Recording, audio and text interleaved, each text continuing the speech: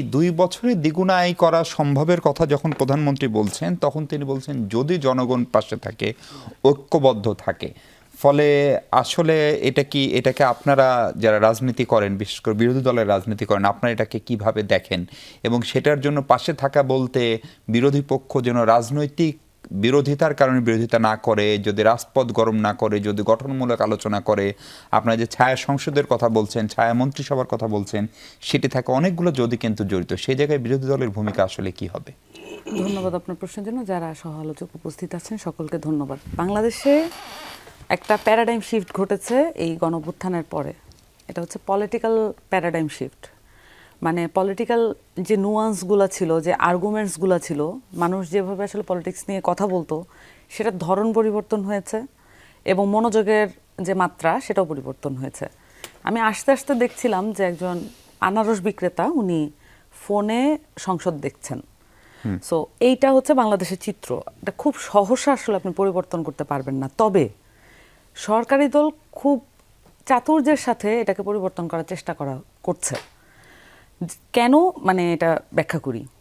আমরা যখন সংসদে সংবিধান সংস্কার পরিষদ সভার শপথ নেওয়া হবে কি হবে না সেটা নিয়ে আজকে গতকাল থেকে স্বরাষ্ট্রমন্ত্রীর বক্তব্য আমরা যেভাবে শুনেছি, উনি আসলে মানুষকে এক ধরনের বোরডমের মধ্যে দিয়ে নিয়ে যেতে চাচ্ছেন।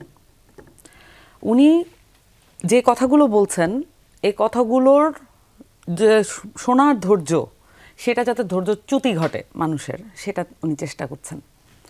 এবং একই সাথে ওনার যে আর্গুমেন্ট, ওই আর্গুমেন্টের জায়গা থেকে যদি দেখি, উনি আসলে যে পার্লামেন্টকে সার্বভৌম বলার মধ্য দিয়ে উনি আসলে বলছেন জনগণ ক্ষমতার মালিক না, জনগণ ক্ষমতার উৎস যখন হয়ে যাবে, কাজ যখন হয়ে যাবে, তখন জনগণকে আর দেখা।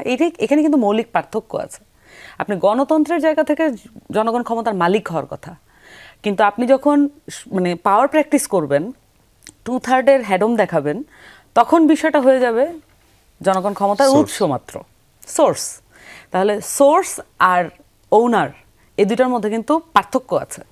ফলত যেটা হয়, যেই 68% গণভোটে হ্যাঁ রায় দিয়েছে, তাদের অনেকেই বিএনপিকেও ভোট দিয়েছে। এটা তো মানে এটা অস্বীকার করার উপায় নেই। এবং গণভোটে হ্যাঁ দেওয়ার জন্য বিএনপির পক্ষ থেকে একদম প্রত্যক্ষ প্রচারণা করা হয়েছে। এখন সেক্ষেত্রে আমাদের বিরোধী দলের জায়গা থেকে আমরা যেটা দেখছি, আসলে গণভোটের রায়কে তারা অগ্রাহ্য করে, গণভোটের রায়কে মকারি করে, গণভোটের রায়কে এখন বিভিন্ন ধরনের লুপহোল দেখিয়ে, আমরা তো জানি বাংলাদেশে এই ধরনের লুপহোল আছে। বাংলাদেশের তো একটা ঔপনিবেশিক আইন কাঠামো দিয়ে চলে। এটা তো আমি যেমন জানি, সালাউদ্দিন ভাইও জানেন, উনিও তো আইনেরই ছাত্র। সো উনি যে জায়গা থেকে ব্যাখ্যা করছেন, উনি এটা সলভ করার কথা।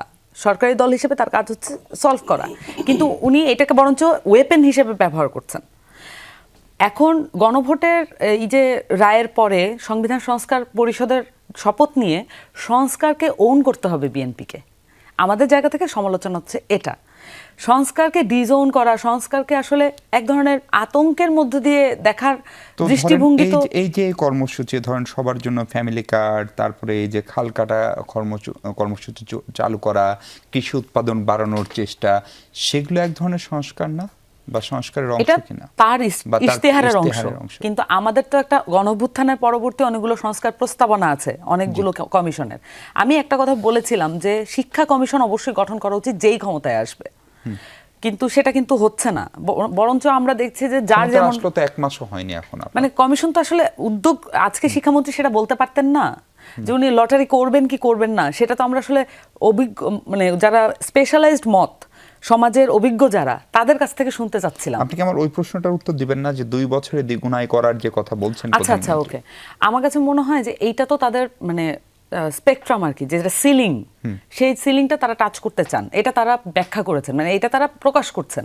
কিন্তু তারা যেভাবে করতে চান সেই পলিসিগুলো আসলে জনগণের সামনে পুরোপুরি উন্মুক্ত না। এটা আমার কাছে মনে হচ্ছে তারা ভিজুয়ালি প্রেজেন্ট করতে চাচ্ছেন, কিছু কিছু ভিজুয়ালি প্রেজেন্ট করছেন। আমি আরো দেখার অপেক্ষা করব, কিন্তু আমার কাছে মনে হয় যে এটা রেটরিকের জায়গায় আপাতত দেখা হচ্ছে।